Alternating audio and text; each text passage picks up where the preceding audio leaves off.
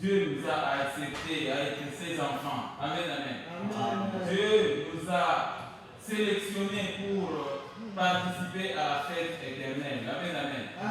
Au moyen de son Fils unique, notre Seigneur et Sauveur Jésus-Christ, nous avons la vie éternelle. Et ça nous donne la joie, ça nous donne l'espérance que Christ viendra pour nous prendre. Amen, amen. Nous rendons grâce à l'Éternel notre Dieu pour votre vie, pour qui me suivez, et ainsi que pour les souffles de vie que l'Éternel nous communique. Quelqu'un comprend ça? Bien-aimés dans le Seigneur, nous nous efforçons donc de vous donner des enseignements afin que la parole du Seigneur soit enseignée, afin que par nous, vous puissiez donc obtenir l'exhortation, la parole de Dieu qui sauve vos âmes. Amen, amen. Amen. Notre Dieu est vraiment merveilleux, il nous aime. Voilà pourquoi il nous a donné sa parole. Il a révélé sa volonté à travers les Écritures. Ainsi, nous pouvons connaître l'Éternel, notre Dieu, quand nous sondons les Écritures. Quelqu'un comprend ça? Amen. Et comme l'être humain ne pouvait pas connaître Dieu, voilà pourquoi Jésus-Christ lui-même est venu en chair, afin de nous faire connaître Dieu. Et la Bible dit que Jésus-Christ, c'est l'image du Dieu vivant, c'est l'empreinte même de sa personne. Et donc, nos cœurs ne se troublent point, comme lui-même il disait, croyez en Dieu et croyez en moi. Amen, amen. Amen. Ainsi, Jésus-Christ a dit, croyez en Dieu, croyez en moi. Donc, nous devons croire en Dieu et croire à notre Seigneur et Sauveur, Jésus-Christ. Quelqu'un comprend ça? Amen. Aussitôt, nous avons donc la nouvelle naissance. Dieu nous appelle à une vie de sanctification parce qu'il a dit que vous êtes saints et donc vous aussi soyez saints. Amen, amen. Moi, l'Éternel, votre Dieu, je suis saint et donc vous aussi, mes enfants, vous devez refléter la sainteté dans votre conduite de chaque jour. Dieu nous demande de nous abstenir, de fuir de ce monde. Quelqu'un comprend ça? Pourquoi? Parce que dans ce monde où nous vivons, il y a beaucoup de logique. Ce monde a ses logiques. Ce monde a sa manière de vivre et sa manière de penser. Ce monde est tourmenté par des démons. Ce monde, comme nous le voyons, les êtres humains deviennent de plus en plus pervers et corrompus. C'est la perversité, c'est la méchanceté qui domine. Quelqu'un comprend ça? Mais Dieu nous appelle à une vie sanctifiée. C'est-à-dire Dieu nous a mis à part pour que nous puissions aussi refléter sa gloire et marcher avec lui de manière à ce que quand les païens nous voient et qu'ils constatent des bons fruits, qu'ils constatent les bons sens. C'est ce que j'ai parlé à quelqu'un. C'est à cela que nous sommes appelés. Voilà pourquoi nous nous empressons chaque dimanche à prêter les enfants. On s'apprête nous-mêmes, nous allons à l'église. C'est pour aller apprendre les règlements d'ordre intérieur de notre nouvelle habitation qui est la maisonnée de Dieu. Quelqu'un comprend ça? Dieu insiste dans sa parole que autrefois vous étiez ténèbres, maintenant vous êtes lumière, marchez comme des enfants de lumière.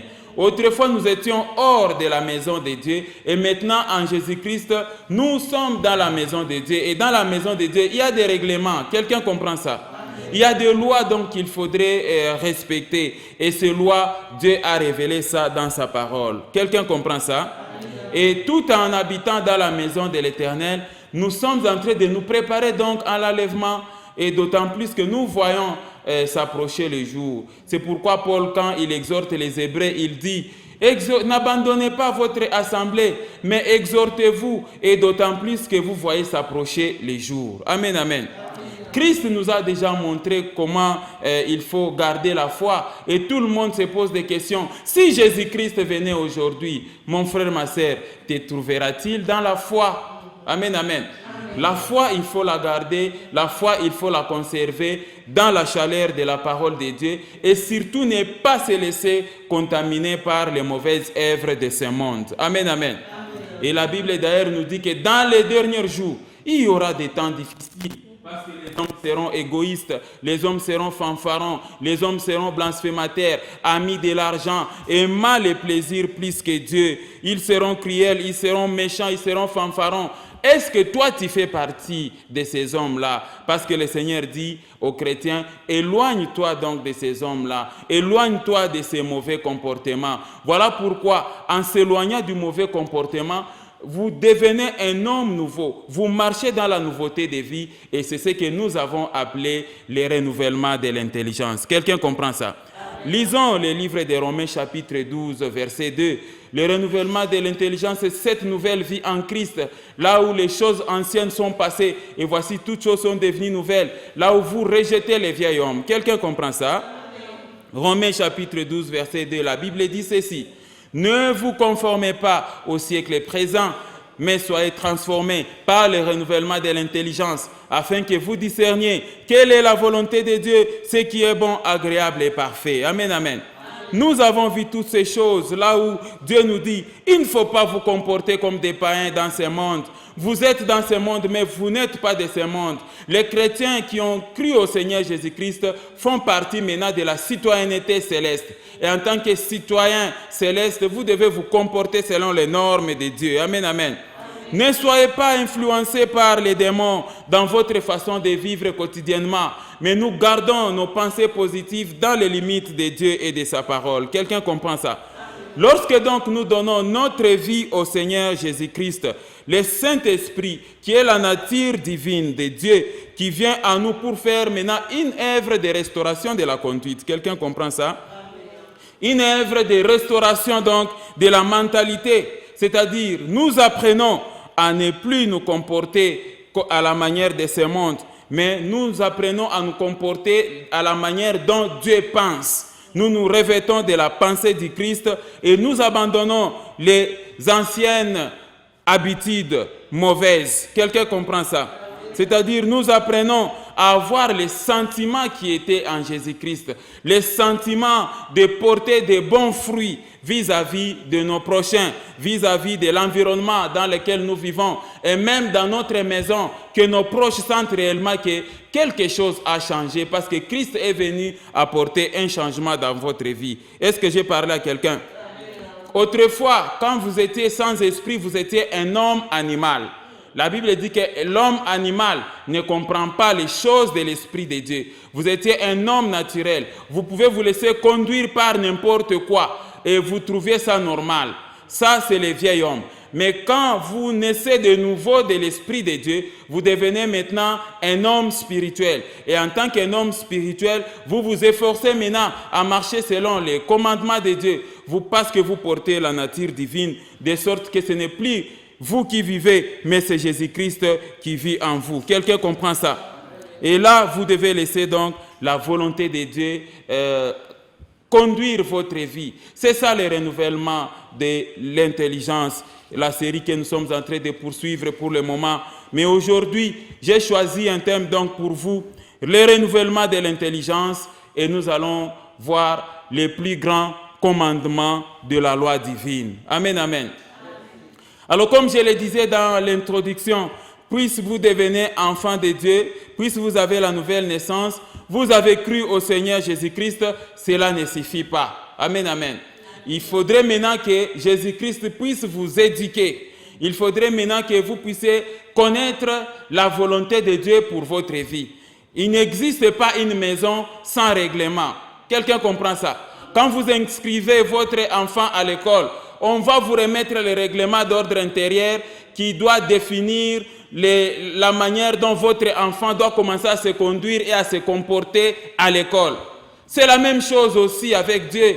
Du moment où vous étiez païen, la Bible dit qu'il nous a délivrés de la puissance des ténèbres et il nous a transportés dans le royaume du Fils de son amour. Maintenant que vous appartenez au royaume céleste, au royaume de la lumière de Dieu, alors Dieu prend maintenant les commandements, il met ça devant toi et te dit, voilà comment il faut se comporter en tant qu'enfant de la lumière. Et à ce moment-là, tu prends l'option de te débarrasser de toute la conduite ténébreuse, de tout ce que tu avais comme mauvaise conduite. Et cette fois-ci, maintenant, tu commences à suivre ce que le Seigneur est en train de te donner comme instruction. Est-ce que j'ai parlé à quelqu'un? Là, Dieu commence à vous faire connaître sa volonté dans sa maison. C'est ça la vie en Christ. Ne pensez pas que la vie en Christ, elle est facile. Non. Est-ce que je parle à quelqu'un? C'est une vie qui demande aussi des sacrifices. C'est une vie qui a beaucoup de contraintes. Être chrétien, ça demande des sacrifices. Il faut se sacrifier donc à Christ. Et voilà pourquoi même avant même qu'on parle du renouvellement, le verset 1 de Romains 12, il dit « Je vous exhorte, frères, à offrir vos corps comme des sacrifices saints et agréables, ce qui sera de votre part un culte raisonnable. Quelqu'un comprend ça? Voilà pourquoi Dieu nous demande à l'aimer. C'est ça. Il faut d'abord aimer Dieu. Vous ne pouvez pas habiter dans une maison de quelqu'un, mais dans l'entretemps, vous êtes en train d'haïr le responsable de cette maison-là. Du moment où Dieu vous appelle à sa maison, le premier et le plus grand commandement, il faudrait que vous puissiez aimer les responsables du royaume des cieux qui est Dieu. Quelqu'un comprend ça? Ainsi, c'est ça le premier devoir que tout chrétien devait avoir, c'est d'aimer Dieu de tout son cœur, de toute son âme, de toute sa pensée et de toute sa force. Est-ce que j'ai parlé à quelqu'un? Lisons Matthieu chapitre 22, versets 34 à 40. Et ça fait partie donc des principes de renouvellement de l'intelligence. Renouveler l'intelligence, c'est aimer Dieu de tout ton cœur. Est-ce que quelqu'un comprend ça? Matthieu 22, le verset 34 dit ceci. Les pharisiens, ayant appris qu'il avait réduit au silence les Sadducéens, se rassemblèrent. Verset 35.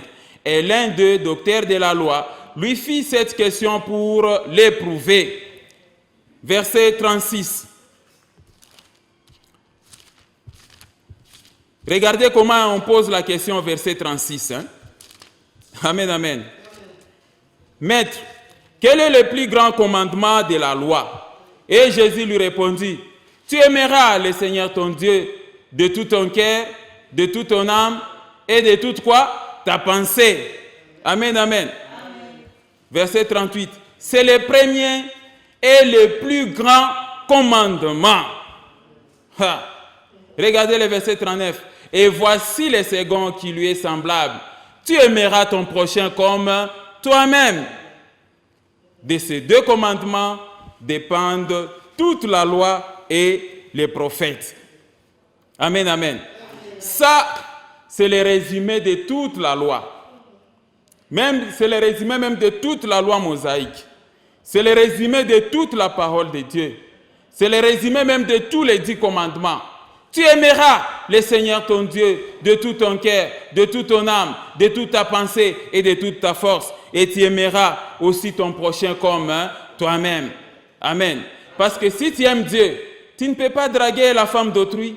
Si tu aimes Dieu, tu ne peux pas injurier. Si tu aimes Dieu, tu ne peux pas mentir, ainsi de suite. Donc, tous ces régimes-là, c'est ça.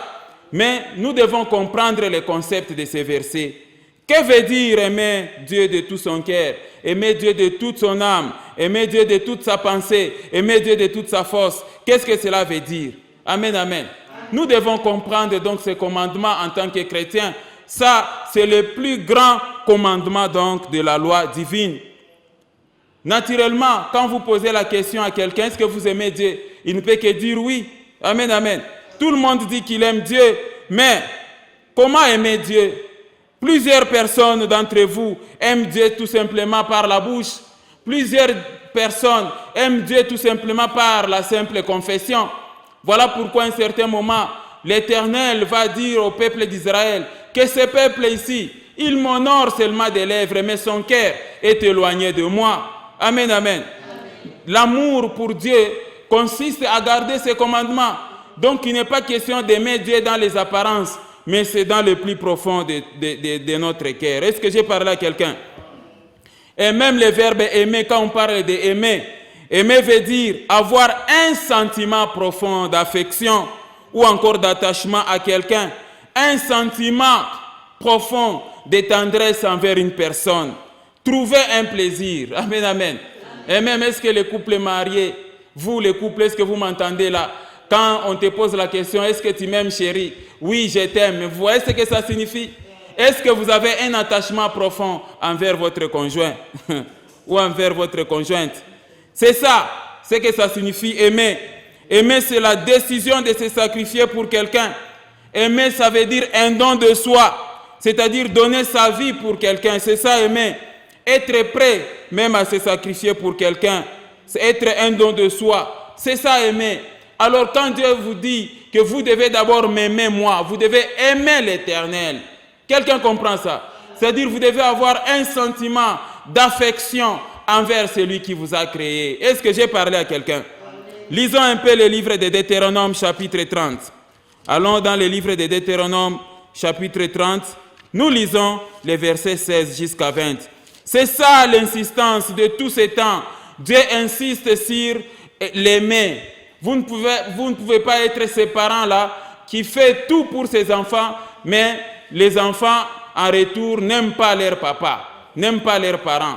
C'est ce que tous les êtres humains qui ne reconnaissent pas Dieu dans leur vie, voilà ce qu'ils font.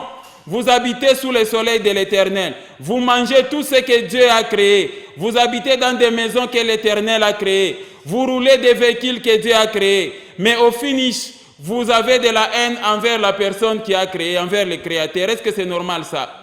C'est dans sa bonté seulement que vous êtes vivant, parce que Dieu lui-même dit qu'il fait pleuvoir sur les justes et sur les injustes. Amen, amen. Il fait lever son soleil sur les bons et sur les méchants.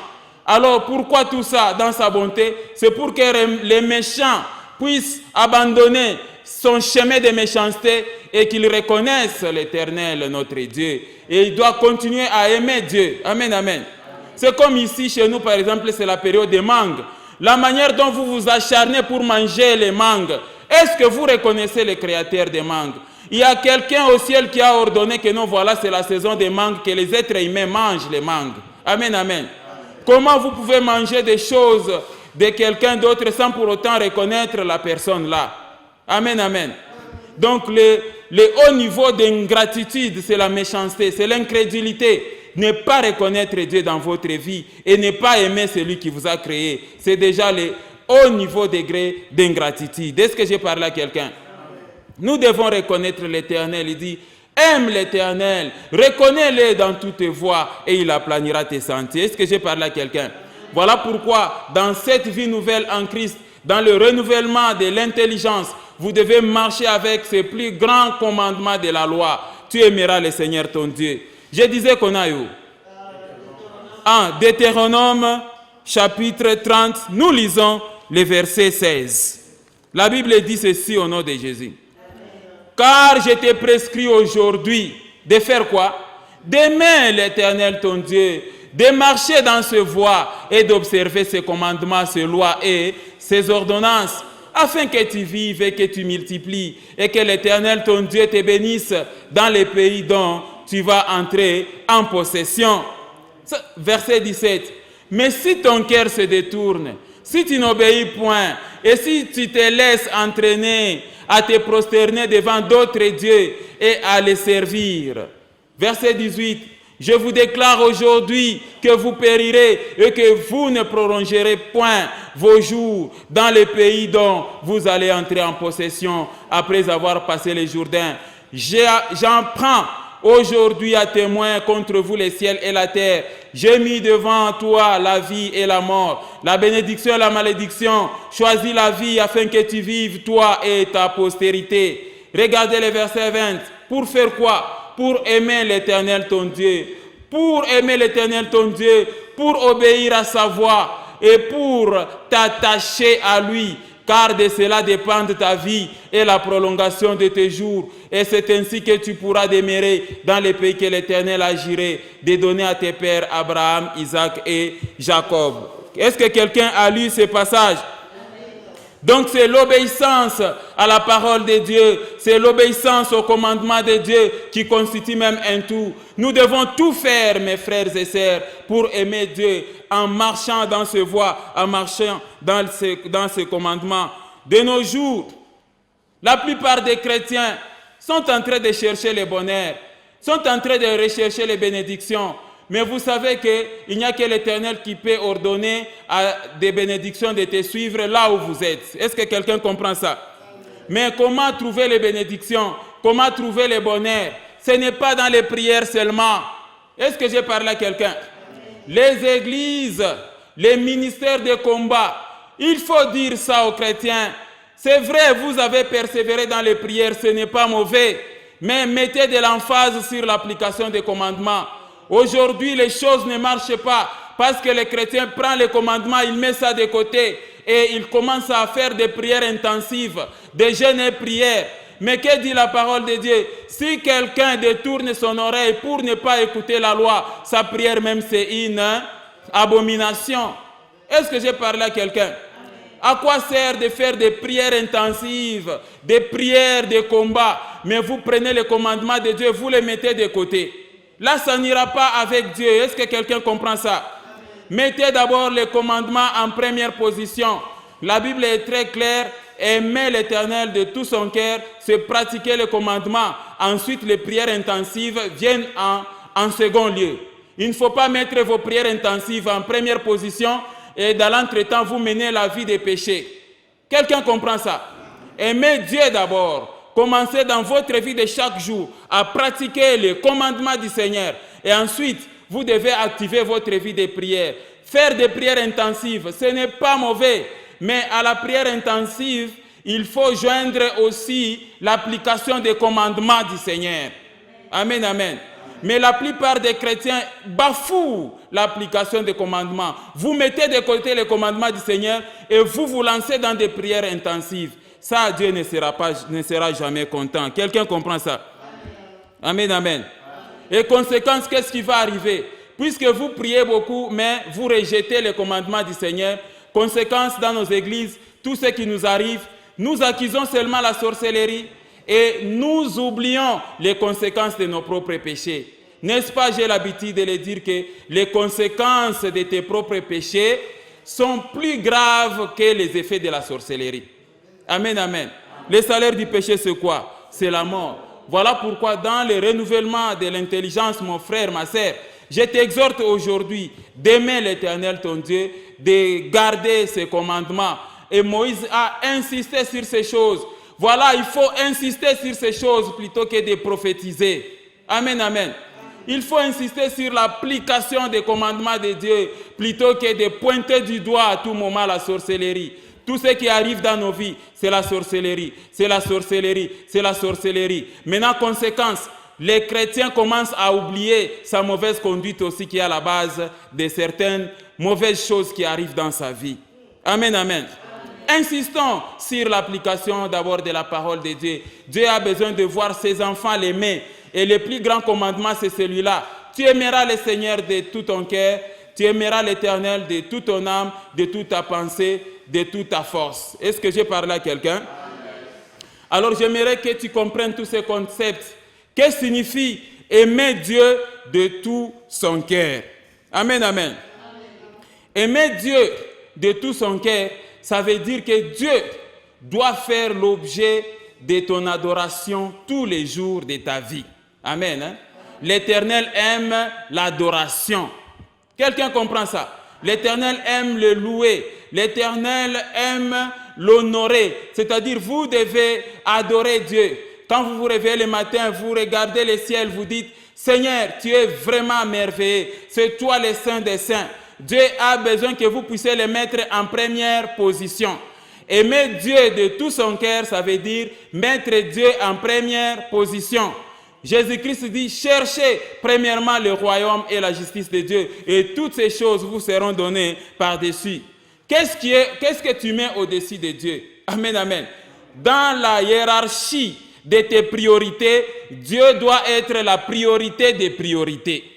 C'est ça, aimer Dieu de tout son cœur.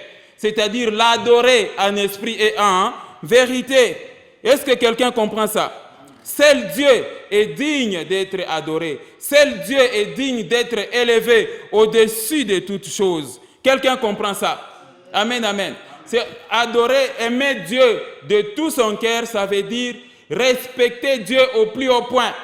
C'est-à-dire, vous devez, dans votre cœur, Dieu doit être la priorité des priorités. C'est ça le premier et le plus grand commandement de la loi divine. Aimez Dieu de tout votre cœur.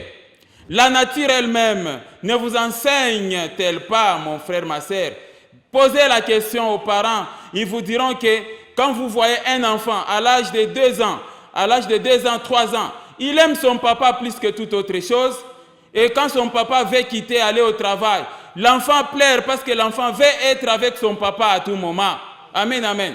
Quand le papa rentre, il faut voir comment l'enfant est très content. C'est ça, la nature elle-même ne vous enseigne-t-elle pas C'est la même chose aussi avec Dieu. Dieu nous a créés, mais Dieu a besoin de voir ses créatures, l'aimer aussi. Amen, amen.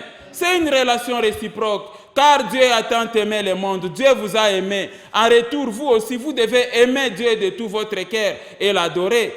Il y a même des enfants qui dansent parce qu'ils voient son papa en train de rentrer. Pourquoi ne pas aussi danser à l'honneur de l'Éternel, notre Dieu? Pourquoi ne pas l'adorer? C'est ça, aimer Dieu de tout son cœur. Est-ce que j'ai parlé à quelqu'un? C'est adorer Dieu, c'est l'aimer donc à l'extrême. C'est avoir un sentiment profond d'affection envers Dieu. Tu ne peux pas aimer des bijoux plus que Dieu. Tu ne peux pas aimer ta femme ou bien ton mari plus que Dieu. Jésus a dit ça. Quelqu'un comprend ça? Il dit, celui qui aime ses parents, celui qui aime sa femme ou encore ses enfants plus que moi, n'est pas digne de moi. Donc notre premier amour de tout notre cœur, c'est d'abord qui? L'Éternel, notre Dieu. Amen, amen. Lisons Deutéronome chapitre 6, les versets 4 à 7. Adorer Dieu, c'est ça, l'aimer à l'extrême. C'est ça, donc tu aimeras le Seigneur ton Dieu de tout ton cœur. Il faut donner une juste valeur dans votre cœur. Vous devez donner à Dieu sa juste valeur, sa priorité, parce que Dieu, c'est la priorité des priorités. Est-ce que j'ai parlé à quelqu'un? Je disais qu'on a eu Deutéronome chapitre 6, nous lisons les versets 4 jusqu'au verset 7. La Bible dit ceci au nom de Jésus-Christ. Verset 4. Écoute Israël, l'Éternel notre Dieu, c'est le seul éternel. Ah, amen, amen. Hein? L'Éternel notre Dieu, c'est le seul éternel. Regardez le verset 5. Tu aimeras l'Éternel ton Dieu de tout ton cœur, de toute ton âme, de toute ta force. Quelqu'un est en train de lire ce passage avec moi? Regardez le verset 6. Et ces commandements que je te prescris aujourd'hui, ces commandements que je te donne aujourd'hui seront dans ton cœur. Tu les inculqueras, ça c'est le verset 7, tu les inculqueras à tes enfants et tu en parleras quand tu seras dans ta maison, quand tu iras en voyage, quand tu te coucheras et quand tu te lèveras. Amen. Tu les lieras comme un signe sur tes mains et ils seront comme des frontaux entre tes yeux. Amen, amen. Dieu insiste sur ces commandements. Vous devez aimer Dieu de tout votre cœur. Est-ce que j'ai parlé à quelqu'un? N'est-il pas écrit dans la parole de Dieu que notre Dieu est jaloux? Il insiste que vous, ces créatures, vous devez l'aimer de tout votre cœur. Amen, amen. Alors renouvelons notre intelligence, mes bien-aimés, en se débarrassant donc des idoles. Pourquoi? Parce que Dieu voudrait que nous puissions les mettre en première position. Est-ce que j'ai parlé à quelqu'un? Amen, amen. Amen. Comment tu peux aimer, par exemple, manger les poissons salés? J'aime les poissons salés. Amen, amen. Mais est-ce que tu aimes le créateur de poissons salés? Vous ne pouvez pas aimer les choses de ce monde sans pour autant aimer le créateur de ces choses. Quelqu'un comprend ça? Amen, amen. Donc voilà notre premier concept. Aimer Dieu de tout son cœur, ça veut dire tout simplement adorer Dieu, le mettre en première position. Ça veut dire tout simplement que Dieu doit faire l'objet des priorités dans ta vie. Est-ce que quelqu'un comprend ça? Amen, amen. Amen. Voilà ce que ça signifie, aimer Dieu de tout ton cœur. Le même commandement dit, tu aimeras le Seigneur ton Dieu de toute ton âme. Qu'est-ce que cela veut dire? Aimer l'Éternel ton Dieu de toute ton âme. Quand vous entrez dans le domaine de l'âme, ici, l'Éternel voudrait dire tout simplement que tu n'auras point d'autre Dieu devant ma face. Quelqu'un comprend ça? Regardez comment plusieurs êtres humains sont en train de vendre leur âme au diable. Ils vendent leur âme au royaume des ténèbres à cause du succès de ce monde. À cause de l'argent. Est-ce que je parle à quelqu'un? Maintenant ici, quand on dit tu aimeras le Seigneur de tout ton cœur, tu aimeras le Seigneur cette fois-ci de toute ton âme, ça veut dire tout simplement que toi, en tant que chrétien, tu ne signeras jamais des alliances dans le monde des ténèbres avec le diable. C'est ça, aimer Dieu de tout son âme. Quelqu'un comprend ça? Tu n'auras pas d'autre Dieu devant ma face, ainsi dit le Seigneur notre Dieu. Et il ne faut jamais signer des alliances avec d'autres créatures du monde des ténèbres. Quelqu'un comprend ça? C'est ça, aimer Dieu de tout son âme. Amen, amen. Vous ne devez pas vendre vos âmes au diable, ainsi dit l'Éternel notre Dieu. Amen, amen. Vous devez tout faire pour rester dans l'obéissance à Dieu. Quelqu'un comprend ça? Aimer Dieu de toute son âme, ça veut dire tout simplement que tu ne dois pas consulter d'autres dieux. Amen, amen. Lisons Josué chapitre 23. Nous lisons le verset 11. Ne vous inclinez jamais devant l'impudicité et ne consultez jamais les marabouts. C'est ça, aimer Dieu de toute son âme. Il ne faut pas avoir comme appui les diables. Quelqu'un comprend ça? Josué chapitre 23, nous lisons les versets 11, c'est le devoir de tout le monde. Veillez donc attentivement sur quoi? Sur vos âmes, afin de faire quoi? D'aimer l'Éternel, votre Dieu. Amen, amen.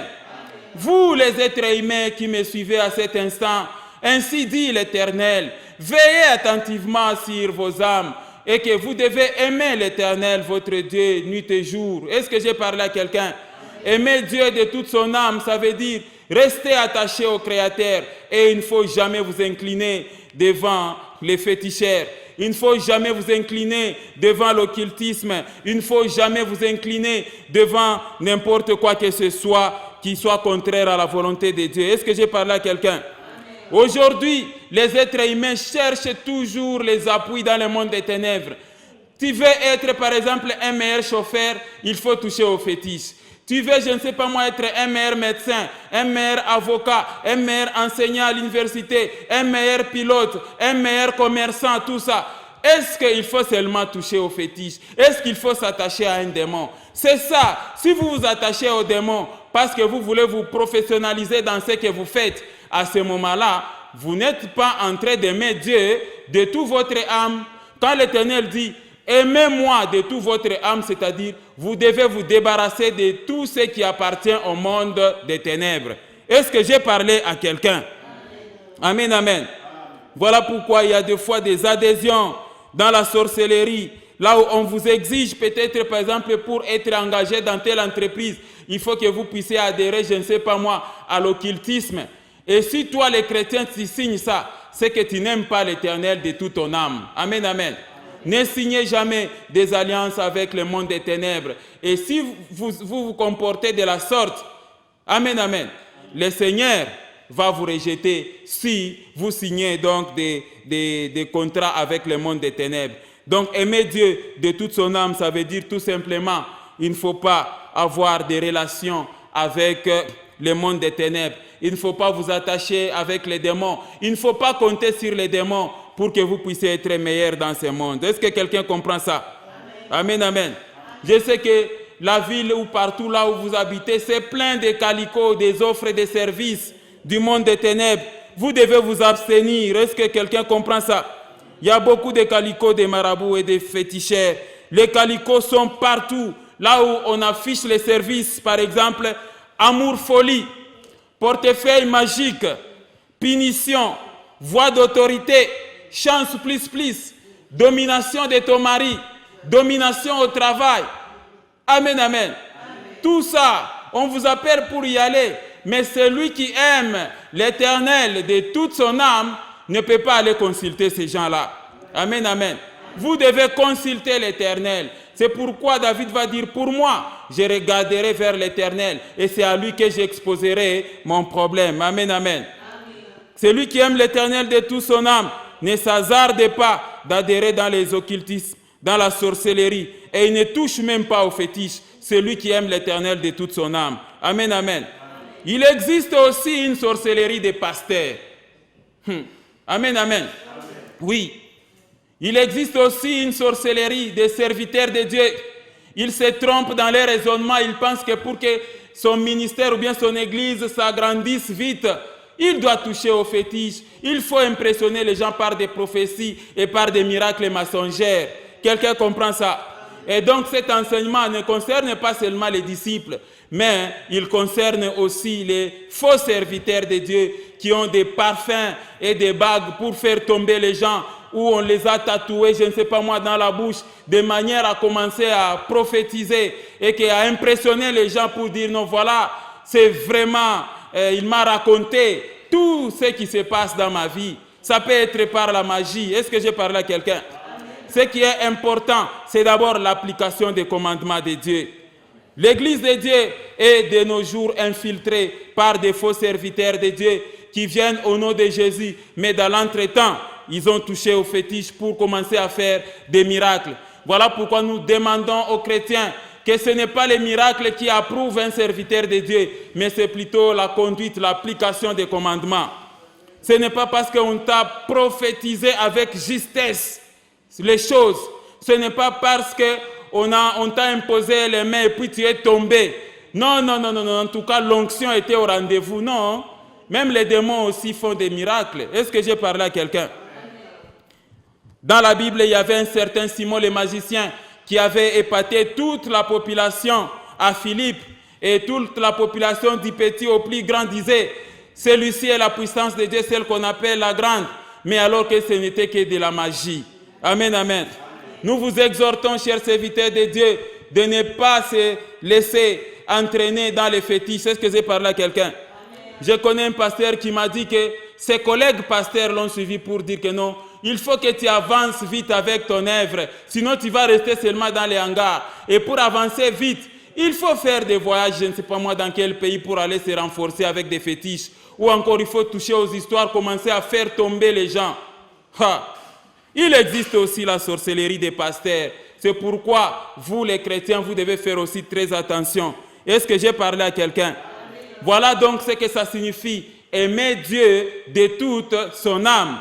Aimer Dieu de toute son âme, ça veut dire tout simplement, il ne faut pas vous incliner devant les démons. Ne cherchez pas les appuis de ta vie dans le monde des ténèbres, dans la sorcellerie. Ne touche pas aux fétiches. C'est ça, aimer Dieu de toute son âme. Est-ce que j'ai parlé à quelqu'un?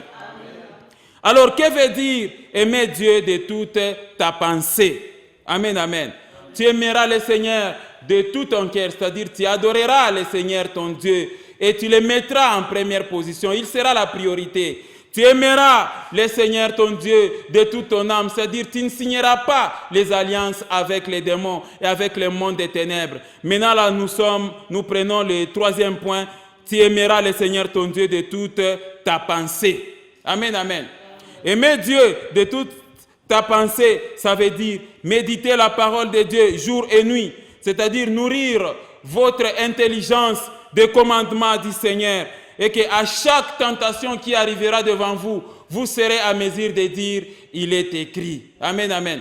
Quand le diable se présentera pour te faire tomber dans la foi, tu diras, il est écrit. C'est ça, aimer Dieu de toute ta pensée. Est-ce que j'ai parlé à quelqu'un? Aimer Dieu de toute sa pensée, ça veut dire tu ne te laisses pas manipuler par des démons dans ton intelligence. Quelqu'un comprend ça? Lisons 2 Corinthiens chapitre 11 au verset 3. La Bible est très claire et l'apôtre Paul a exhorté les chrétiens de ne pas se laisser manipuler par des démons. Amen, amen. C'est ça, aimer Dieu de toute ta pensée. Tu es à mesure de chasser les mauvaises pensées et de garder les bonnes pensées dans ton cœur. Quelqu'un comprend ça? 2 Corinthiens 11, chapitre 3, nous lisons au nom de Jésus-Christ. Toutefois, de même que le serpent séduisit Ève par sa ruse, je crains que vos pensées ne se corrompent et ne se détournent de la simplicité à l'égard de Christ. Amen, amen. Lisons encore les livres des Proverbes. Proverbes, chapitre 16, nous lisons le verset 30. Vous voyez comment le serpent attaque par la pensée. Regardez Proverbes chapitre 16, verset 30. C'est lui qui ferme les yeux pour se livrer à des pensées perverses, à des mauvaises pensées. Celui qui se mord les lèvres a déjà consommé quoi? Le mal. Amen, amen. L'ancêtre de l'action, c'est d'abord la pensée. Amen. Hein? Lorsque la pensée, la mauvaise pensée a été très mal conçue, vous transformez cette pensée-là en action. À ce moment-là, vous commettez les péchés. Est-ce que j'ai parlé à quelqu'un?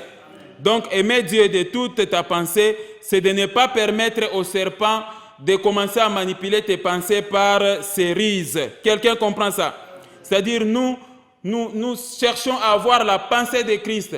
Nous nous efforçons à contrôler nos intelligences et nos pensées dans les limites de la parole de Dieu. C'est ça, aimer Dieu de toute ta pensée. Quelqu'un comprend ça?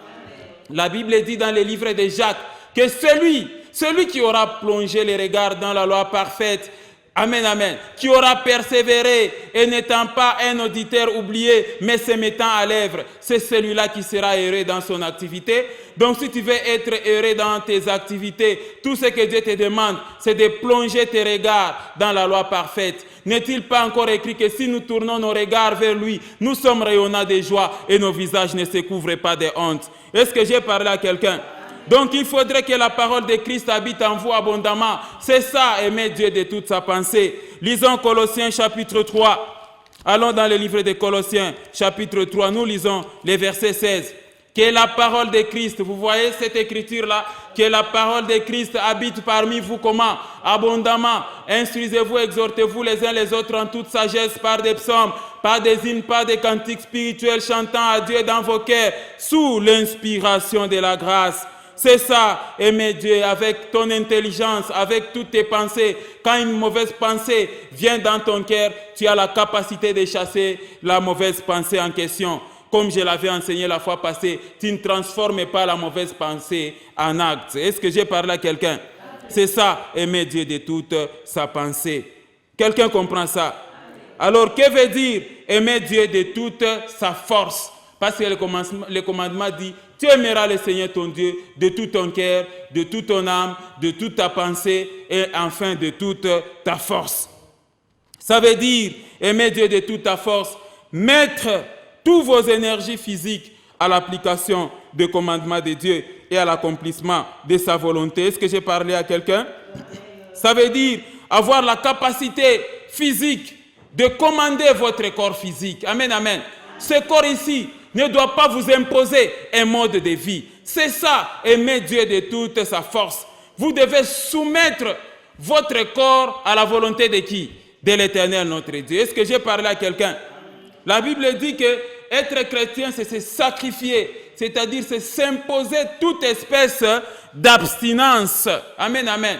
Être chrétien, c'est se détourner donc de souillure du monde. Est-ce que j'ai parlé à quelqu'un? Vous devez apprendre à traiter durement votre corps et le soumettre à la volonté de Dieu. Amen, amen. C'est ça, aimer l'Éternel, notre Dieu, de toute votre force, malgré les saisons. 1 Corinthiens chapitre 9, verset 25. Lisons.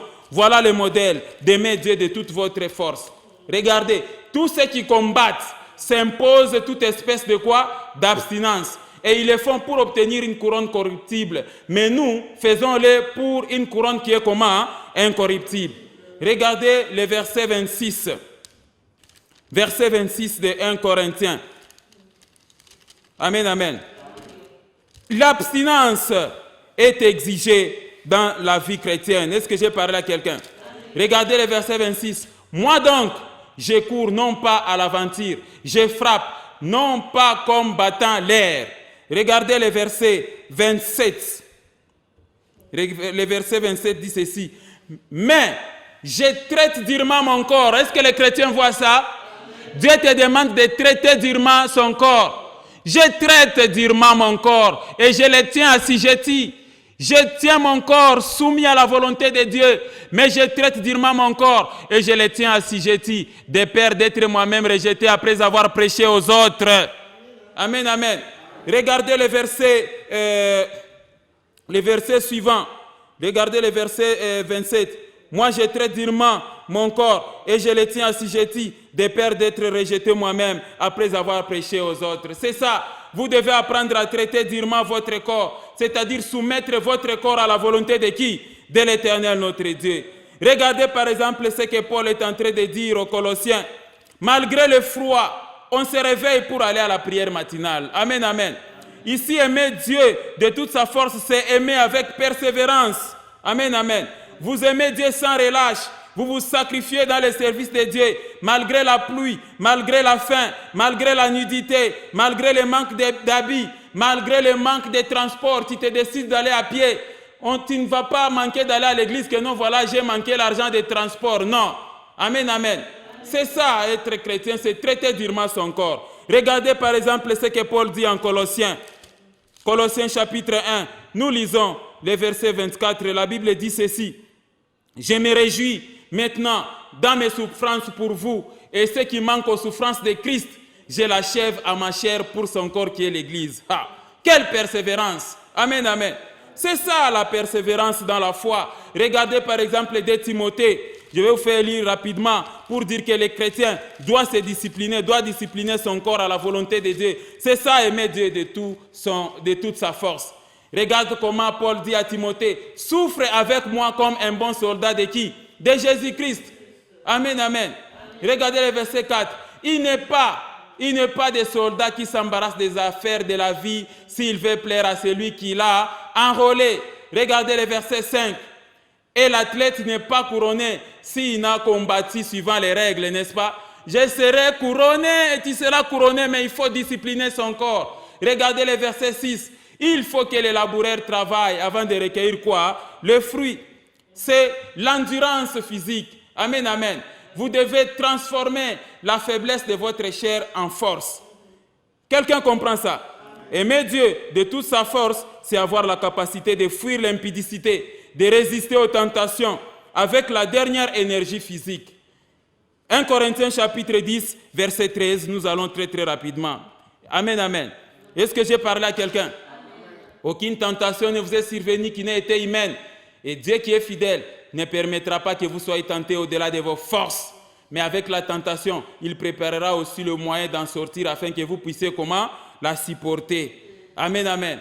Donc voilà les 4 concepts du plus grand commandement de la loi. Amen, amen. Alors si nous revenons à Matthieu chapitre 22, les versets 37 et les versets 40, vous allez comprendre donc des choses de ces commandements. Quel est le plus grand commandement de la loi? Amen, amen. On pose la question à Jésus. Jésus répondit, tu aimeras le Seigneur ton Dieu de tout ton cœur, n'est-ce pas? De toute ton âme, de toute ta pensée et de toute ta force. Désormais, tu comprends, mon frère, ma sœur. Aimer Dieu de tout ton cœur, c'est-à-dire l'adorer, le mettre en première position et que Dieu soit la priorité des priorités. Aimer Dieu de toute son âme, ça veut dire tout simplement que tu ne dois pas signer des alliances avec le monde des ténèbres. Aimer Dieu de toute ta pensée, ça veut dire que tu dois méditer la parole de Dieu nuit et jour pour chasser les mauvaises pensées. Aimer Dieu de toute sa force, ça veut dire tout simplement prendre le corps physique et le soumettre à la volonté de qui? De Dieu. Amen, amen. Mais attention, la Bible dit que de ces commandements dépendent, et plutôt c'est le premier et le plus grand commandement de la loi divine. Amen, amen. Mais le verset continue si vous lisez le verset 39. Et voici le second qui lui est semblable. Amen. Tu aimeras ton prochain comme qui? Comme toi-même. Ça, il faudrait aussi bien comprendre ces commandements. Parce que de ces 2 commandements dépendent toute la loi et les prophètes. Il faut aimer ton prochain. Amen, amen. Tu aimeras ton prochain comme toi-même.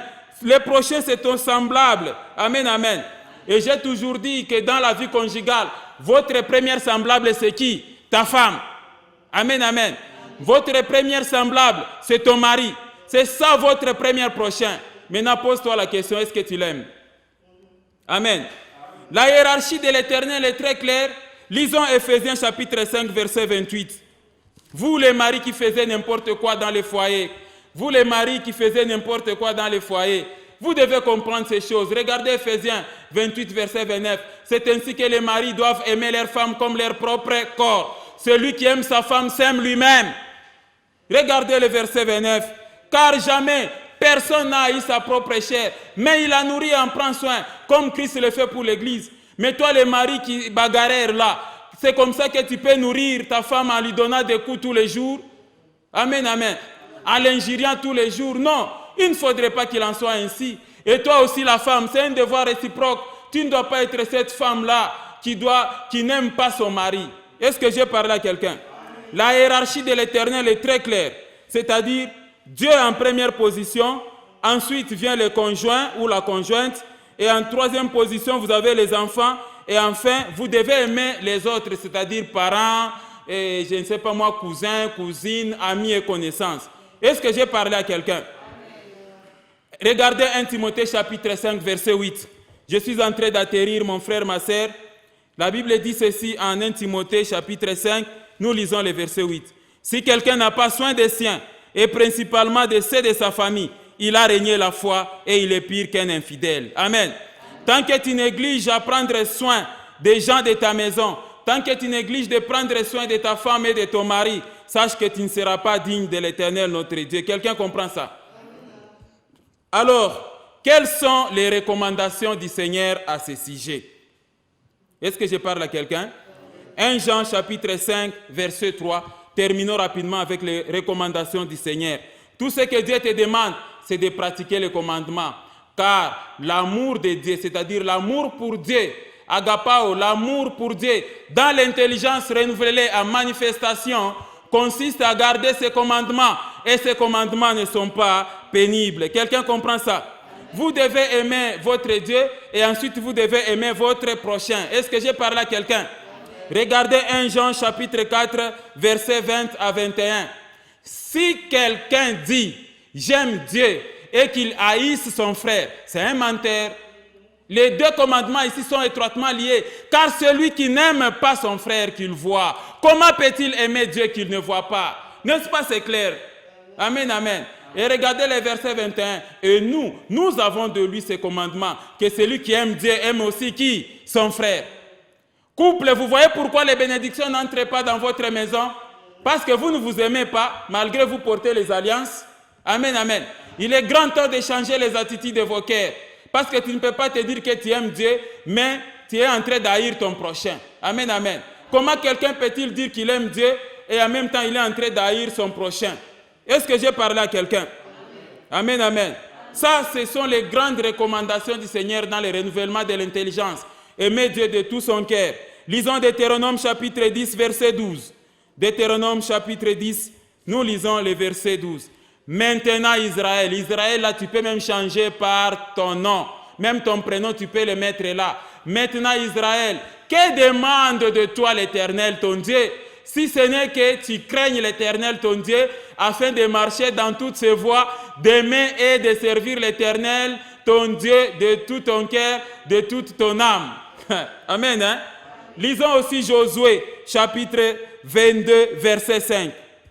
Josué 22, verset 5, la Bible dit ceci. Ayez soin seulement